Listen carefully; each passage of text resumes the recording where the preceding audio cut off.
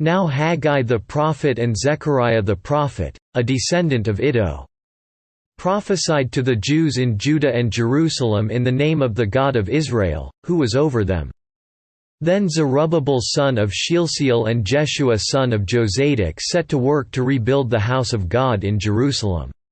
And the prophets of God were with them, helping them.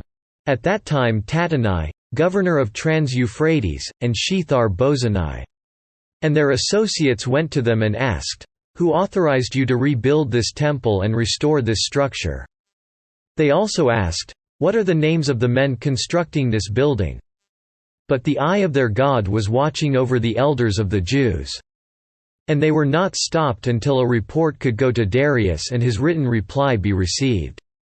This is a copy of the letter that Tattenai, governor of Trans-Euphrates, and Shethar-Bozenai and their associates, the officials of Trans-Euphrates, sent to King Darius.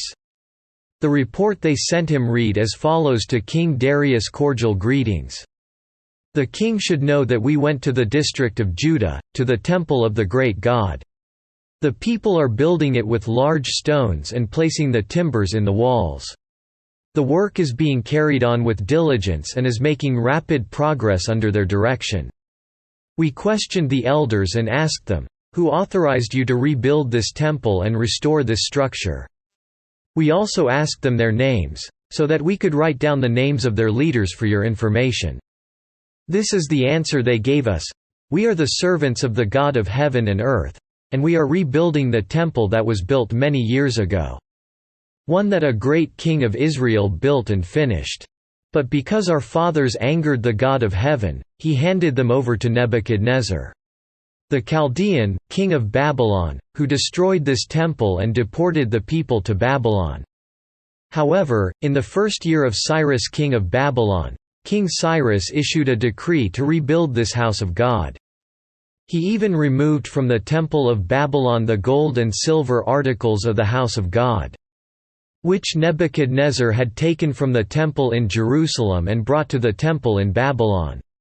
Then King Cyrus gave them to a man named Sheshbazzar, whom he had appointed governor. And he told him, "Take these articles and go and deposit them in the temple in Jerusalem, and rebuild the house of God on its site." So this Sheshbazzar came and laid the foundations of the house of God in Jerusalem. From that day to the present it has been under construction but is not yet finished.